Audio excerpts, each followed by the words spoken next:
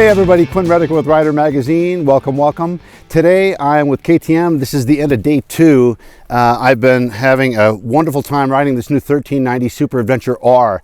R is the off-road model. This is their premier sort of flagship bike that you would want to take off-road. If you remember, I was out in Tenerife, Spain for KTM's launch of the S version, the S Evo with the auto clutch, which was the street version. And I'll get into some of the details of this bike. Obviously, I want to give you the seat of the pants.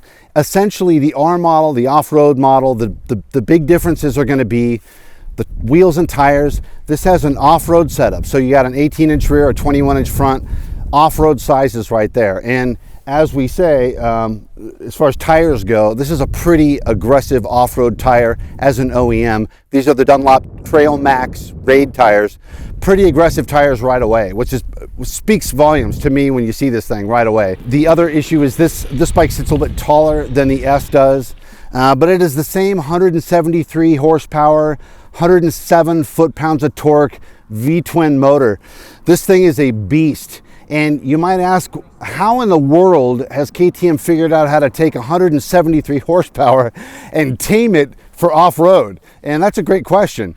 And I'll walk you through that a little bit. We did a lot of off-road riding today and yesterday. Technical, slower stuff, a little bit faster stuff. And this particular bike, lots of suspension in this thing. And this is KTM's WP Exact shock and fork. Now, the street version has suspension that's more set up for street, not as much travel, and not as adjustable. This is an off-road setup. This bike, really, KTM worked with Quinn Cody. If you don't know who that is, shame on you, but Google is your friend for that. He worked to make sure that this bike is off-road capable. So the suspension, super adjustable, but it works really, really well off-road, which you wouldn't think for a 509-pound motorcycle, but it does. So let me just walk through the motor first. What did I say? 173 horsepower, 107 foot-pounds of torque. This thing's a beast. It does roll-on wheelies like the day is long. It is powerful. So how do you manage that off-road? Well, this thing has an infinite amount of adjustability within the different modes that it has. So it has rain mode and street mode and sport mode. And then if you buy the tech pack, which is about $950 some odd, which it's optional, but you have to buy it. You want to buy it because it unlocks rally mode. And rally mode is an off-road mode. Really what that enables you to do is go into your settings. This bike is infinitely adjustable. So what I mean is, I mentioned all those different modes. Once you've set up your mode, so for me, I put it in rally mode, but then I went into rally mode and I started playing with my traction control. I turned it down. I messed around with my ABS and turned off the rear ABS so I could do locked rear wheel skids around. And you can play around with the power configuration and everything. So you can take this motor that's 175 horsepower and you can tweak it in such a way that you can roll on the throttle and it's not going to just spin the tires. And although these are aggressive adventure tires, we had these things at street PSI. So I think we were running the 35 front and rear. So for those of you that are big off-road fans, you know 35 PSI is kind of a lot of pressure to have on a tire, especially in hard pack. So that was impressive that this thing was able to manage not just spinning the rear tire everywhere that you go. That being said, I turned that off completely, the traction control, and this thing is so torquey that I just put it in third gear. Off of a light, first gear, off of a light, second gear, off of a light, third gear. This thing will just pull. It's so powerful. It's so torquey. So I was just lugging it everywhere and using a little bit of clutch work that I knew how to do. And the bike was really docile in that way.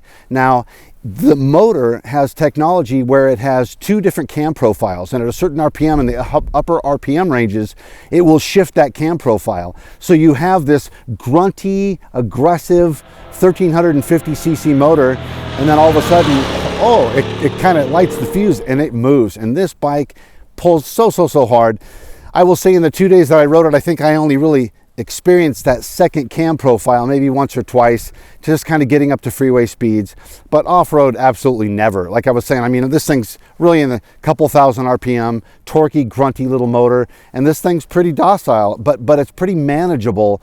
One other thing I want to talk about, when you're on an off-road bike, an adventure bike, ABS for off-road people is kind of a scary thing. ABS is typically, it either works or it doesn't, and when it doesn't, it kind of just kills your brakes as soon as you start losing traction.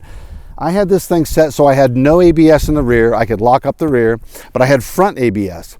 So I was going down bumpy, ruddy, off camber, hard pack dirt stuff, and I was putting it into ABS with the front wheel. And Quinn Cody, when he did the presentation over at KTM in Temecula, he said, listen, for those of you that don't like ABS, just trust me here. Just grab a handful and the bike will work fine. And again, he was right, because I was very skeptical. As soon as I felt that ABS engagement, I would typically let go because I didn't like that feeling. This time I just kind of like, all right, if it's good enough for Quinn Cody, fine, I'll do it. And I grabbed a handful, and lo and behold, it stopped, it slowed, it allowed me to change lines. It worked really, really well. So from an off-road standpoint, the package that this includes was really impressive. The TFT display, this is an 8-inch vertically mounted TFT. So rather than being horizontal, it's vertical.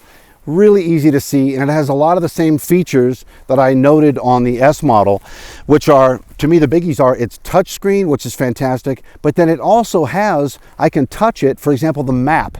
I download the map, now I can see where I'm going. Well, I want more map. What I do is I touch the screen and I scroll it up, and now the proportions adjust. So now I can have a lot more map and a lot less of the other gauge information that I want. So that's pretty cool. And if you're not familiar with TFT displays, thin film technology, they're really easy to see in any level of day, and not only with sun at noon beaming down onto these things, but after a while I'm in a group of 8 other motorcyclists riding around in the dirt, and this thing gets pretty dusty. Never had a question of seeing where I was going, knowing what was going on, reading the GPS. All worked really, really well. It's a lot of bike for off-road. As I said, it's 509 pounds, but this thing holds about 6 gallons of gas. But if you were to come with me and hang out with me right here, and we sat on the bike together, I'd sit in the back and hold on. You would see that the way that this fuel is laid out, this 6 gallons of gas, it's really, really low on the motorcycle. So what was interesting is we had about 40 miles to empty, and then we went and topped it off, which according to this showed a range of about 200 miles. And it didn't really feel that much different between my legs when we were moving around on it, which was pretty impressive. I mean, it was, well, 6 gallons of gas is not light, right? But it didn't really change the feel of the bike underneath me, which I thought was pretty impressive. It's very adjustable. I can adjust the foot pegs, I can adjust the bars, so I can move this thing around to fit me. Most importantly, and I said this with the S model, this motorcycle is hyper-configurable. And what I mean by that is there are so many modes and adjustments within each mode that you can make this bike fit however your riding style is. If you're aggressive, if you're not aggressive, if you're more street, if you're more dirt, this thing will accommodate that. Unlimited 4-year warranty on this bike, 2025 KTMs and newer, which is huge. This is a dirt bike. We jumped this thing. I went through whoop sections today on this motorcycle, and it's warranted. Anyone that's ever bought dirt bikes knows that's crazy pills, right? This thing has a 4-year warranty, unlimited mile, pretty massive. I will close with a few things. I'm 6'2". I was very comfortable on it. The windscreen is adjustable. The S model has a bigger windscreen, but this worked pretty good, and we're going freeway speeds. I have a helmet with a visor on there, and as you know, if you're out in the wind, those things can become a sail. I didn't struggle much with that at all, which is surprising. If this was my motorcycle, what would I do? What would I change? I'd probably put a little bit taller seat, make it a little bit more off-road friendly for me. The transition from seating to standing was more than I would have liked. That being said, putting a taller seat would have put me more into the wind, so I probably would have to get a taller screen, but now that's problematic because when I'm standing up a lot, now I'm closer to the windscreen. So 6 of one, half a dozen of the other. If you buy this motorcycle, I think you'd be pretty damn surprised with how capable it is for an off-road bike. And even with these tires, it was amazing on the street. Even with the off-road wheel sizes, it was fantastic in the canyons. So I've been really, really impressed with it. How can you not be impressed with a motorcycle with 173 horsepower that is infinitely configurable? A lot of fun. So thank you, KTM, first and foremost, for building this thing for me, because I loved it. So read up about it in Rider Magazine. I'll get more into the nitty-gritty and the details in the article. Have a great day.